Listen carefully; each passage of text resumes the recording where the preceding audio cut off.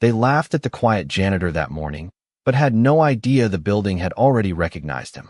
The glass lobby of Carter and Blythe Tower shimmered under the early sunlight, polished marble stretching across nearly 10,000 square feet, every surface reflecting wealth, precision, and control.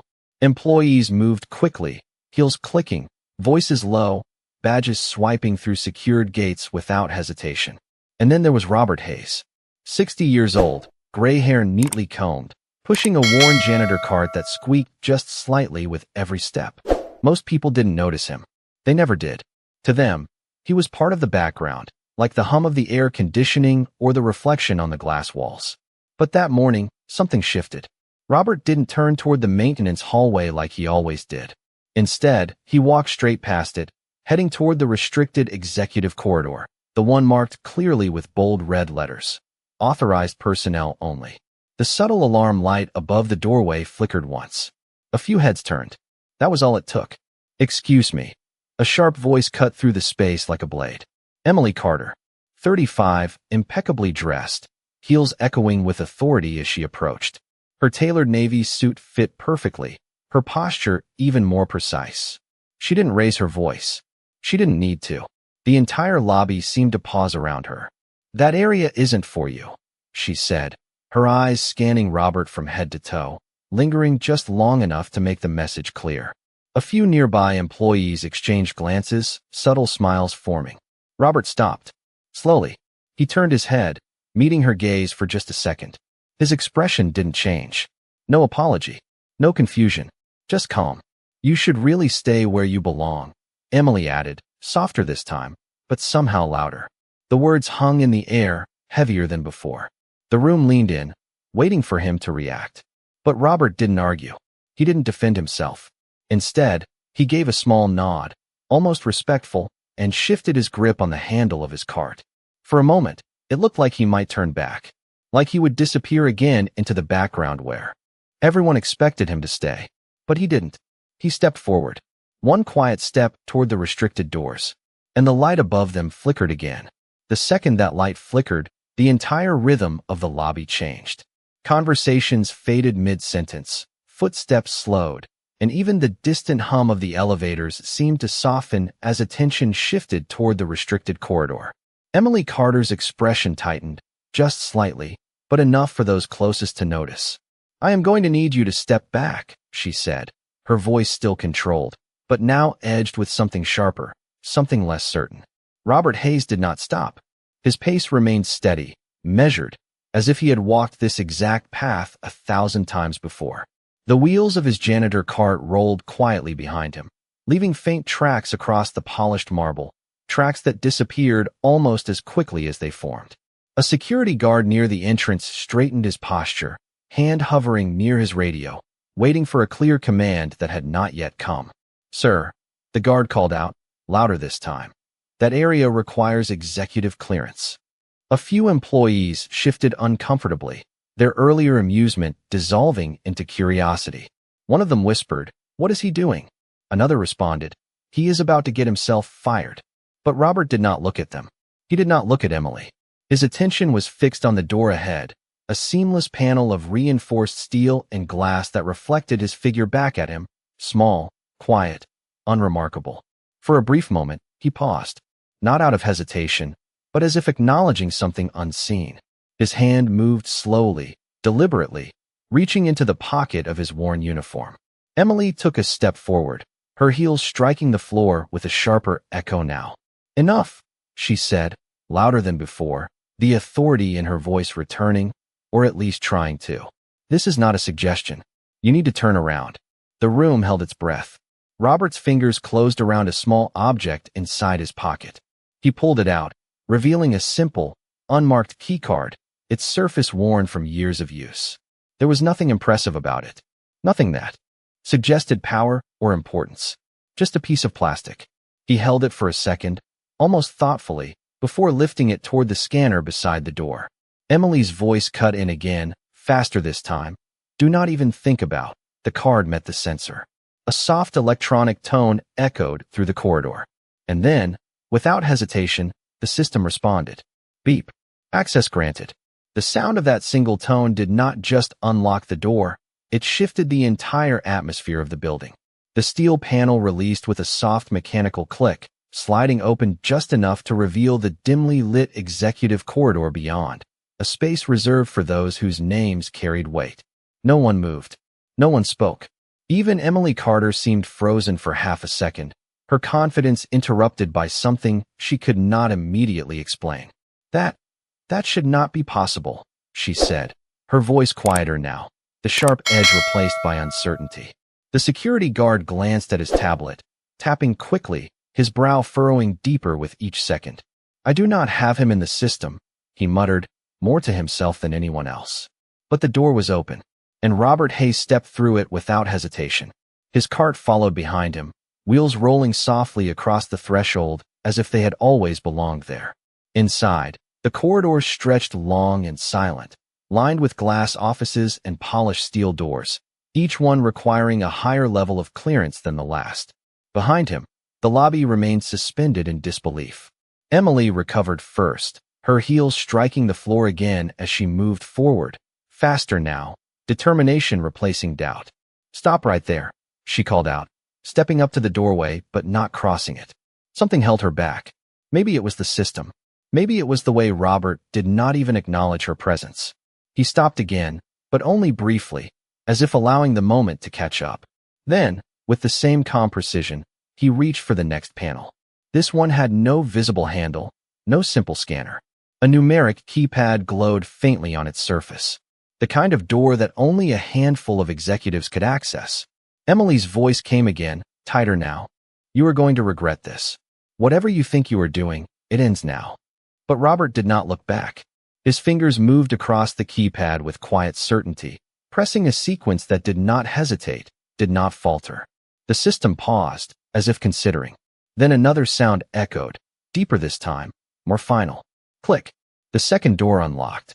And somewhere behind them, unnoticed by most, a monitor near the security desk flickered, a line of text appearing that had not been seen in years. Legacy clearance recognized. The moment that second lock released, something invisible shifted across every system in the building. It was subtle at first, a quiet ripple moving through layers of security that had not been touched in years. Down in the lobby, the guard's tablet glitched for a split second before refreshing. His eyes widened. Wait, this is not right, he said under his breath, scrolling faster now, his posture no longer confident. Behind him, another monitor flickered again, brighter this time, displaying lines of archived data being pulled forward as if the building itself was remembering something long forgotten. Emily Carter stood at the edge of the doorway, her heels no longer moving, her authority suspended in a moment she could not control. Security, lock this down, she ordered, but her voice lacked the certainty it carried just minutes ago. No response came. The system did not obey. Inside the corridor, Robert Hayes continued forward, each step measured, each movement unhurried, as if time itself had adjusted to his pace. The glass offices around him reflected his figure again and again, but now the reflection felt different, less invisible, more recognized. He approached the final door at the end of the hall, larger than the others. Seamless. No keypad, no scanner, just a smooth surface of reinforced glass that revealed a dim executive chamber beyond. The kind of room decisions were made in. The kind of room most people in the building would never see. Behind him, footsteps echoed as a few employees gathered at the entrance, drawn in by something they could not explain. One of them whispered, "How is he doing this?" Another answered quietly, "I do not think we ever knew who he was." Emily stepped closer now, just enough to see inside the corridor, her reflection appearing faintly beside his on the glass. "This ends now," she said, but it sounded more like a question than a command. Robert stopped in front of the final door. For the first time, he paused longer than before. Not hesitation, recognition. His hand lifted slowly, not reaching for a tool, not searching for a code. Just his hand. He placed it flat against the glass. For a brief second, nothing happened. Then the surface beneath his palm illuminated, a soft glow spreading outward in a perfect circle. The system processed. The building listened. And then, with a deep, almost reverent tone, the final door unlocked. Somewhere behind them, the monitor updated again, this time with a name that had not appeared in over 2 decades. Robert Hayes, founding director. The name did not just appear on the screen, it settled into the room like a weight no one could lift. Robert Hayes, founding director. The words glowed with quiet authority, undeniable, unchallengeable. For a moment, no one breathed. The executives who had gathered near the entrance stared at the monitor as if it might correct itself, as if the system had made a mistake. But it did not. Systems like this did not make mistakes. They only revealed what had always been true. Emily Carter felt it before she fully understood it, that subtle shift beneath her feet, as if the ground she had been standing on all along was no longer hers. Her reflection in the glass looked smaller now, less certain, her perfectly composed posture beginning to fracture under the weight of realization. That cannot be right, she said, but her voice no longer carried across the room. It barely reached the space in front of her. No one responded. No one corrected her, because no one could.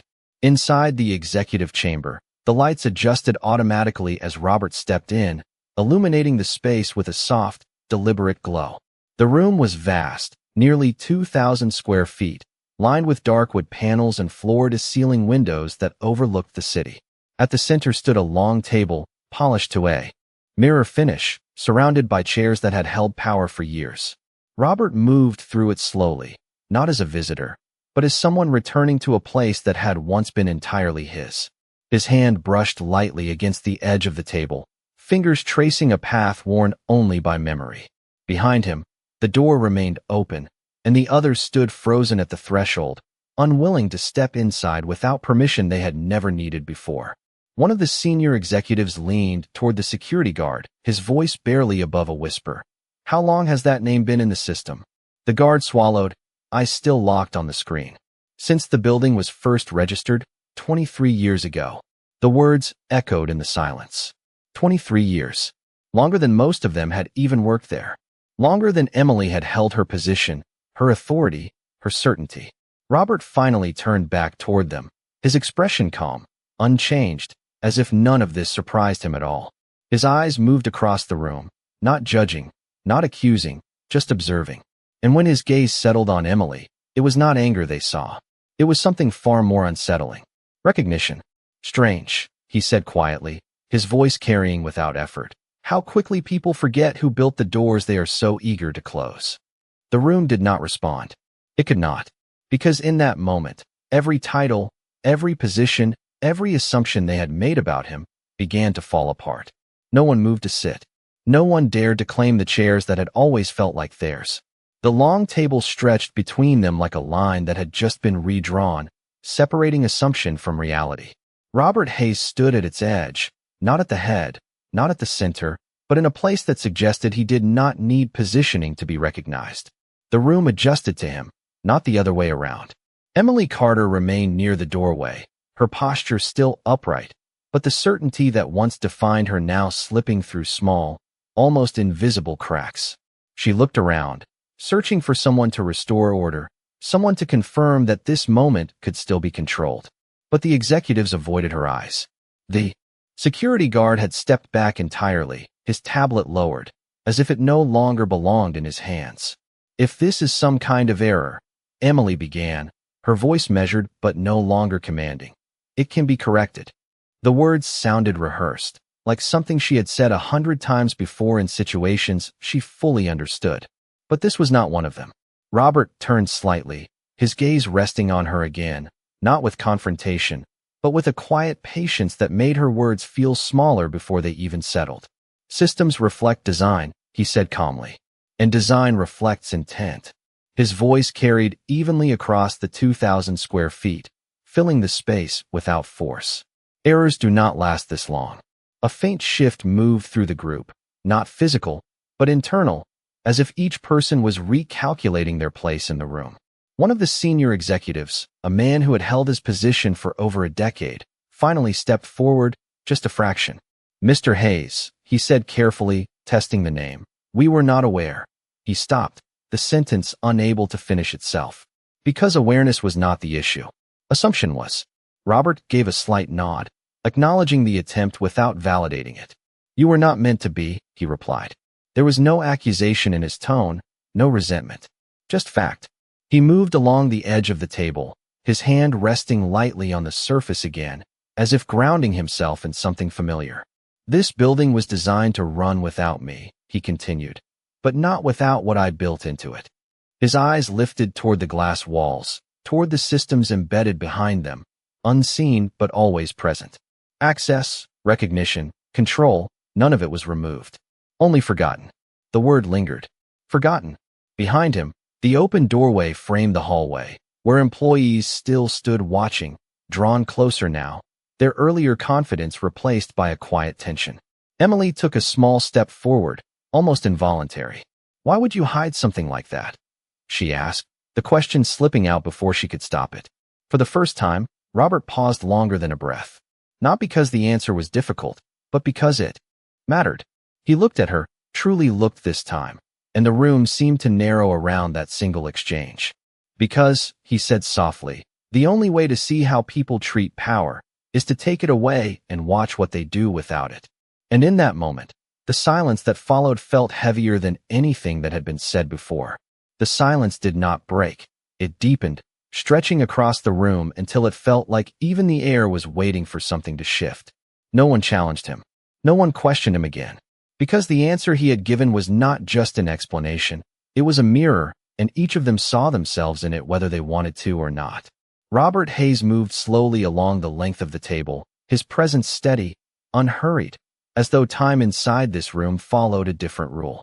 The executives instinctively adjusted, stepping slightly aside, creating space without being told. It was not fear. It was recognition, the kind that does not need instruction. Emily Carter remained where she was, but her stance had changed. The sharp confidence that once defined every movement was gone, replaced by something more uncertain, more human. Her eyes followed him, searching for something she could still hold on to, some piece of control that had not slipped away. "So all of this," she began, her voice quieter now, measured, "you chose to watch it happen." It was not an accusation. Not entirely.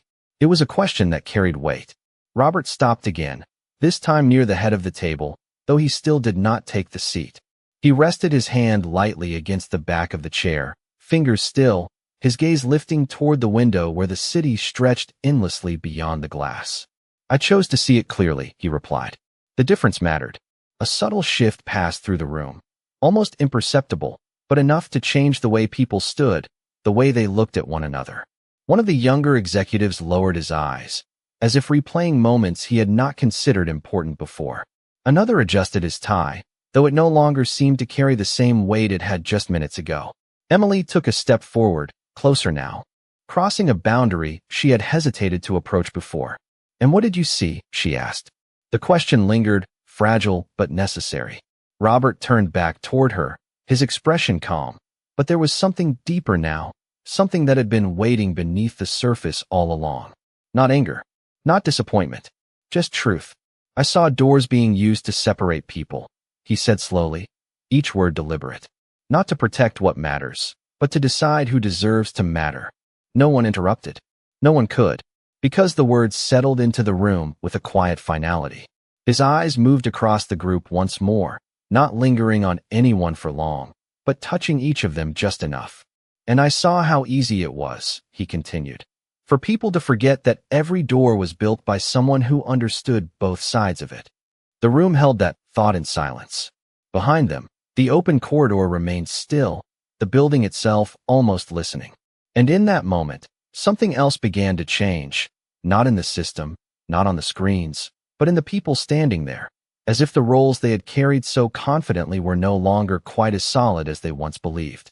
The weight of his words did not fade.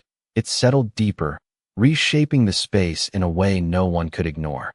The room that once felt like the center of authority now felt like a place under quiet examination. No one reached for a chair. No one checked a device. Even the city beyond the glass seemed distant, irrelevant compared to what was unfolding inside those walls. Robert Hayes remained where he stood, not elevated, not imposing, but undeniably central, as if everything in that room had been designed to eventually return to him. Emily Carter exhaled slowly, a breath she did not realize she had been holding, her composure shifting from control to reflection. She looked around, noticing details she had never paid attention to before, the subtle wear on the table edges, the precision of the systems embedded in the walls, the quiet consistency of a structure that had always functioned without question. "We thought we were maintaining it," she said quietly, more to herself than anyone else. "We thought we were running it." Her voice did not carry authority now. It carried realization. Robert did not interrupt. He allowed the thought to complete itself, to settle into something real. One of the executives stepped forward slightly, his posture less rigid than before. "Then what are we now?" he asked, not defensively, but honestly. The question moved through the room, touching each person in a different way. Titles no longer felt like answers. Positions no longer felt permanent. Robert's gaze moved across them, steady and calm, as if he had been waiting for that question all along. "You are exactly what you choose to be," he said. But for a long time, choice was hidden behind comfort. The words were not harsh, but they carried clarity that was impossible to dismiss. He stepped away from the table then, slowly, the movement subtle but significant. It was not an exit. It was a shift. "Systems do not define people," he continued, his voice even. "People define systems. And over time, systems begin to reflect what people allow them to become." The room absorbed that in silence. Behind them, the open corridor still held the quiet presence of those watching, employees who had once passed by him without a second glance. Now they stood still, witnessing something they would not forget. Emily lifted her head slightly, her eyes meeting his again, not with authority, not with resistance, but with something closer to understanding. "And now?" she asked. The question was simple, but it carried everything that had changed. Robert paused, just for a moment, his gaze steady, thoughtful. The building seemed to wait with him. And when he spoke, it was softer than before, but clearer than anything said that day. "Now," he said, "we find out who this place was really built for." And as the words settled into the silence, something unseen shifted again, not in the walls, not in the system, but in every person standing there, as if the next step no longer belonged to him alone. No one answered immediately, because for the first time, the answer did not belong to a title, a department, or a position. It hung in the air, waiting to be claimed by something more honest. Robert Hayes stood, quietly, no longer the center of attention in the way he had been moments ago, but something more permanent, like a foundation that did not need to announce itself. The room, once driven by hierarchy and assumption, now felt stripped down to something simpler, something more real. Emily Carter lowered her gaze for a brief second, not in defeat, but in reflection. The weight she felt was not loss of authority, but the realization of how it had been used. When she looked back up, her posture was still strong, but different, less rigid, more aware. "Then it starts here," she said, her voice steady, not commanding, but intentional. It was not a declaration to control the room. It was a decision to be part of it. A few of the executives exchanged glances, uncertain at first, but something in the tone shifted them. One of them stepped forward, then another, not toward Robert, but toward the table, toward each other. The space between them began to change, no longer defined by distance or rank, but by something quieter, more deliberate. Robert watched without interruption, his expression unchanged, but there was a subtle approval in the stillness of his gaze. He did not need to lead this part. That was never the point. The systems remained active, the building still responsive, but now it felt less like a structure of control and more like a reflection of choice. Outside the glass walls, the city continued as it always had, unaware of the shift that had just taken place inside. Inside, however, nothing was quite the same. The employees in the hallway began to disperse slowly, not out of dismissal, but because there was nothing left to watch. The moment had already done its work. Emily took one final step forward, closing the distance that had once felt so absolute. She did not speak again. She did not need to. Robert gave a small nod, acknowledging not her position, but her decision. And then, just as quietly as he had entered, he turned away from the table, moving back toward the corridor, toward the space where he had always existed without being seen. But this time, the room followed him with their eyes, not with judgment, not with assumption, but with understanding. The doors remained open behind him, not because they had been unlocked, but because something far more important had shifted. And as the sound of his footsteps faded into the hallway, the building stood exactly as it had before, but the people inside it no longer